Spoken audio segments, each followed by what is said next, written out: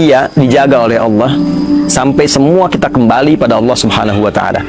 Bahkan Al-Quran menjadi saksi untuk kita, pemberat mizan kita, syahidun lana au syahidun alaina. Ia bahkan menjadi syafaat bagi orang-orang yang mau mencintai, mendekat, berinteraksi dan mengamalkan kandungannya. Syafi'an li ashabihi. Nabi menegaskan ia bisa menjadi syafaat untuk sahabat-sahabatnya, untuk yang gemar mencintai dan mengamalkan isinya.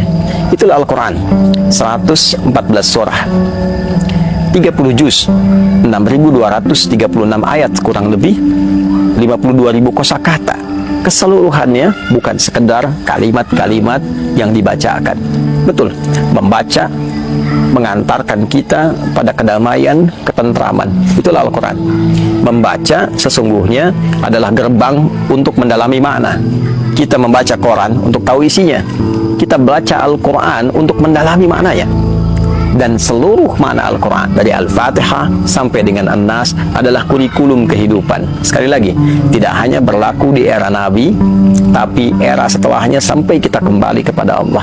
Itulah sebabnya kemajuan Islam itu dicapai ketika umatnya mampu dekat, memahami dan mau mengamalkan isi Al-Quran.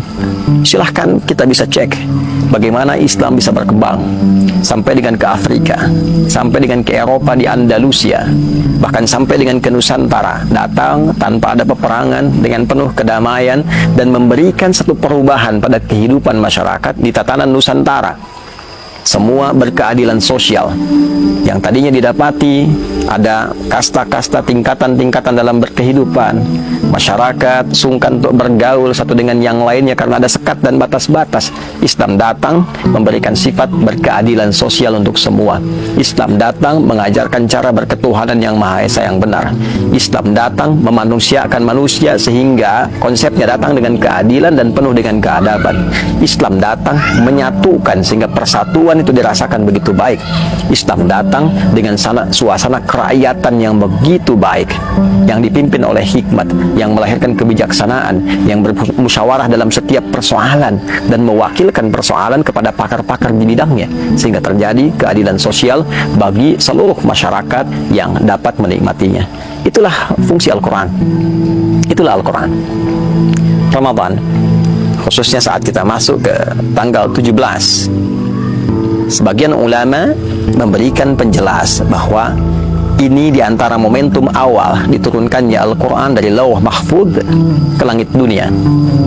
Dari langit dunia baru ditebarkan kepada perjalanan masyarakat Islam di era Nabi Sallallahu Alaihi Wasallam melalui Nabi Agung yang sangat mulia itu. Turunnya Al-Quran dari Lauh Mahfudz ke langit dunia yang diviralkan dan diketahui oleh semua bagian penduduk langit, itulah yang disebut dengan Nuzul Al-Quran, yang memberikan gambaran besar yang terdapat di dalamnya kemuliaan di satu malam, yaitu malam Al-Qadar. Sedangkan turunnya kepada Nabi SAW sesuai dengan peristiwa-peristiwa dan kebutuhan masyarakat pada saat itu, sehingga menjadi kurikulum bagi kita sampai dengan saat ini, diberikan oleh Allah dalam durasi waktu yang sesuai dengan perjalanan dakwah Nabi Muhammad SAW. Kurang lebih 22 tahun beliau berkehidupan dan menjalani masa dakwah. Untuk itu, teman-teman semua, sekarang saatnya kita mengeluarkan kembali kurikulum itu. Yang menjadi pelajar, keluarkan ayat-ayat yang membimbing kita bagaimana cara belajar yang baik, tidak mudah lupa, memahami dengan benar, mengamalkan apa yang kita pahami dan diimplementasikan dalam kehidupan berbangsa bernegara. Ayat-ayat tentang penyelenggara negara, bagaimana menjadi pemimpin yang adil, yang baik. Ayat-ayat tentang kehakiman, bagaimana menjadi hakim yang jujur, yang mulia, sehingga dipanggil dengan kalimat yang mulia.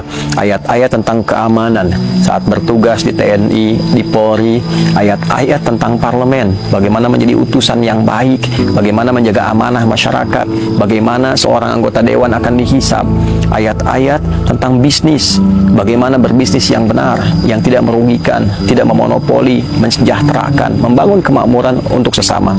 Ayat-ayat tentang kerakyatan, bagaimana menjadi rakyat yang baik, bagaimana menjadi rakyat yang kompak, bagaimana menjadi rakyat yang akur, yang bersatu, terjauh dari perpecahan.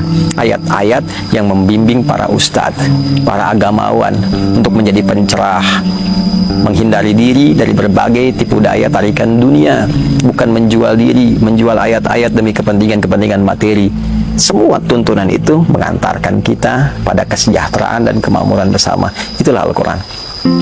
Saatnya untuk merenung kembali, saatnya untuk berinteraksi dengan serius dan mengamalkan isinya. Setidaknya kita bisa amalkan di tempat yang kita cintai ini, di negara yang kita pijak, negara Kesatuan Republik Indonesia. Semoga Allah memberikan hidayah kepada kita.